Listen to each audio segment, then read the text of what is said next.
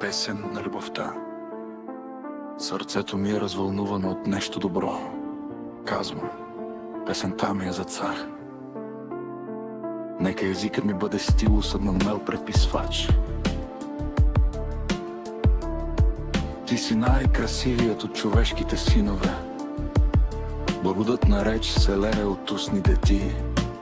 Затова Бог те е благословил завинаги. Препаши меча си на бедрото си, о могъщи. В достоинството и славата си, и в славата си продължи към победа.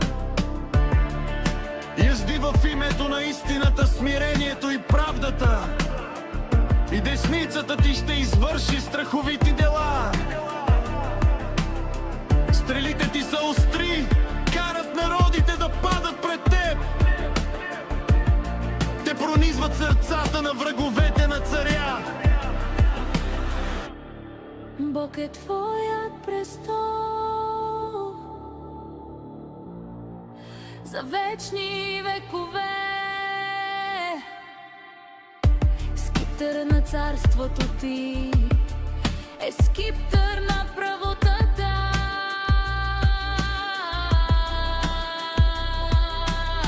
Ти обичаше правдата и намрази беззаконието.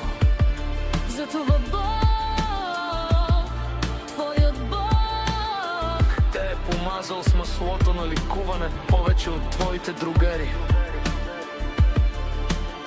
Всичките ти дрехи са ухаещи на Смирна, алоево дърво и касия. От величествения дворец, от слонова кост, струнни инструменти те радват. Дъщерите на царете са сред твоите почетни дами. Царската съпруга е застанала отдясно ти, украсена с злато от Офир. Слушай, дъщерьо, внимавай и преклони ухото си. Забрави народа си и бащиния си дом. И царят ще копнее за красотата ти, защото той е твой господар. Затова се поклони пред него. Дъщерята на Тир ще дойде с дар. Най-богатите мъже ще търсят твоето благоволение. В двореца царската дъщеря е абсолютно великолепна. Дрехите й са украсени с злато. Тя ще бъде доведена при царя в богато тъкани дрехи. девицата, която я следва, ще бъде доведена пред теб. Те ще бъдат доведени с радост и веселие. Те ще влязат в царския дворец. Синовете ти ще заемат мястото на предците ти.